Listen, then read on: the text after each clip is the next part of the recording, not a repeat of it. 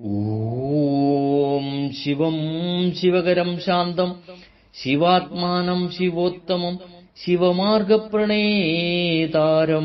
പ്രണതോസ്മി സദാശിവം. കാനനത്തിൽ ഒരു ശില.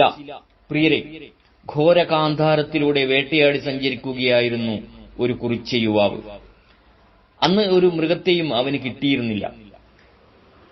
നേരം പുലർന്ന് അധികമായിട്ടില്ല. പെട്ടെന്ന് കുറച്ചകലെ കാട്ടിനുള്ളിൽ ചെറിയൊരു അനക്കം കേട്ടതുപോലെ. അവൻ ശ്രദ്ധിച്ചു. ലക്ഷണം കണ്ടിട്ട് മാനാണെന്ന് തോന്നുന്നു. എയ്യാൻ തയ്യാറായി ഒരു അമ്പ് കയ്യിലെടുത്തു. നോക്കുമ്പോൾ മൂർച്ച പോരാ. ശബ്ദമുണ്ടാക്കാതെ ചുറ്റും നോക്കി.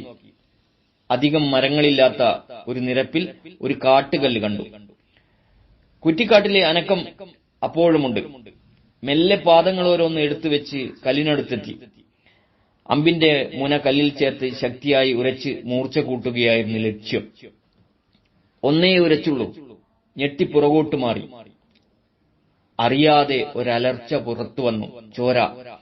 അമ്പുകൊണ്ട് വരഞ്ഞു മുറിഞ്ഞാൽ ദേഹത്തു നിന്നൊഴുകുന്നത് പോലെ കല്ലിൽ മുറിപ്പാടിൽ നിന്നും രക്തം പ്രവഹിക്കുകയാണ്.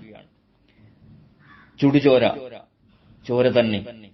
ഭയപ്പാടിൽ എന്തു ചെയ്യണമെന്നറിയാതെ ആ യുവാവ് അമ്പരന്നു. മാനിന്റെ കാര്യമൊക്കെ മറന്നു. ദേഹം വിയർത്തൊഴുകുകയാണ്. വിറയൽ വിട്ടുമാറിയിട്ടില്ല. ചുറ്റും നോക്കി. ആരുമില്ല. രക്തം പ്രവഹിക്കുന്ന കാട്ടുകല്ലും താനും മാത്രം. ഒന്നുകൂടി ഉറക്കെ കരഞ്ഞു. അലറിക്കരഞ്ഞു.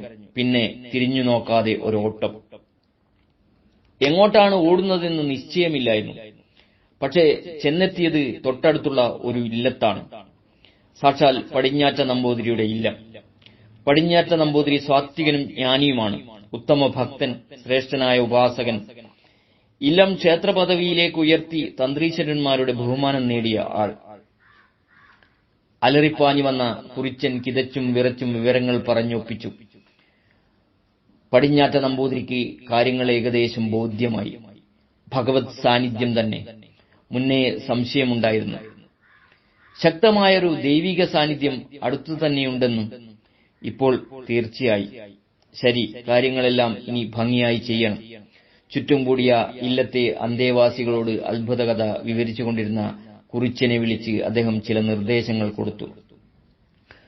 കുറിച്യൻ വീണ്ടും പാഞ്ഞു. മണത്തണയ്ക്ക്. മണത്തണ തൊട്ടടുത്തുള്ള ഗ്രാമപ്രദേശമാണ്. കൊട്ടിയൂരിൽ നിന്നും കിലോമീറ്ററുകൾക്കപ്പുറത്തുള്ള ഈ ജനവാസ കേന്ദ്രത്തിലാണ് ദേശാധിപത്യം വഹിക്കുന്ന നായർ സമുദായാംഗങ്ങൾ ഉള്ളത്. കുളങ്ങരയത്ത്, തിട്ടയിൽ, ആക്കൽ, കരമ്പനക്കൽ, ചാത്തോത്ത് എന്നീ തറവാട്ടുകാർ അവിടെയുണ്ട്. തിരുമേനിയുടെ നിർദ്ദേശപ്രകാരം കുറിച്യൻ 5 ക്ഷണത്തിൽ ചെന്ന് വിവരം പറഞ്ഞു. അവർ പരിചാരകന്മാരോടൊപ്പം തിടുക്കത്തിൽ പുറപ്പെട്ടു. രാജാവിനെ വിവരമറിയിക്കാൻ ഒരു ഭൃത്യനെ അയക്കുകയും ചെയ്തു.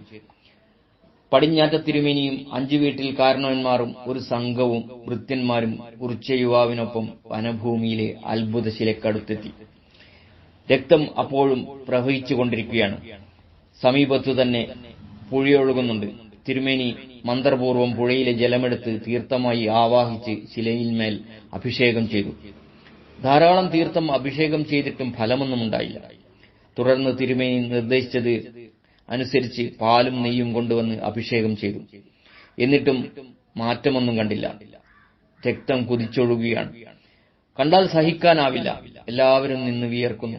അപ്പോൾ തീയ സമുദായത്തിൽപ്പെട്ട ഒരു ഭൃത്യൻ അവിടേക്ക് ഓടിയെത്തി. 2 കൈയിലും ഇളനീർ കുലകൾ.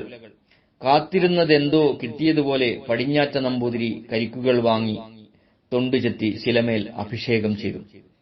അത്ഭുതം തന്നെ. രക്തം നിലച്ചു. ക്രമേണ അമ്പുരഞ്ഞ അടയാളവും മാഞ്ഞു. കുറിച്യ യുവാവ് ഭയപ്പെട്ടു. താൻ അമ്പുരച്ചത് ദൈവത്തിന്റെ മേലാണ്, കല്ലിലല്ല. ഈശ്വര!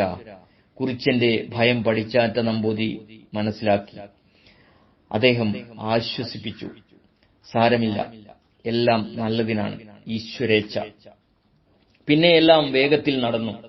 ദൈവജ്ഞന്മാരെ വരുത്തി യഥോചിതം പ്രശ്നചിന്ത നടത്തി. കാര്യങ്ങൾ വെളിവായി. കാനനത്തിലെ ശില സാക്ഷാൽ ശ്രീ പരമേശ്വരന്റെ സ്വയംഭൂലിംഗമാണ്. മാത്രമല്ല, ഇവിടെ ശക്തിസ്വരൂപിണിയായ ഭഗവതിയുടെ സാന്നിധ്യവുമുണ്ട്. ത്രിമൂർത്തികളുടെയും മുഴുവൻ ദേവഗണത്തിന്റെയും സാന്നിധ്യവുമുണ്ട്. അതിനൊക്കെ കാരണമായത് എന്തെന്നും വ്യക്തമായി. പുരാണ പ്രസിദ്ധമായ സാക്ഷാൽ ദക്ഷയാഗം നടന്നത് ഈ പുണ്യഭൂമിയിൽ വെച്ചാണ്. ദക്ഷയാഗം അതൊരു പഴയ കഥയാണ്, വളരെ പഴയ കഥ. സ്നേഹപൂർവം, എഞ്ചൻ കയനാടത്ത്.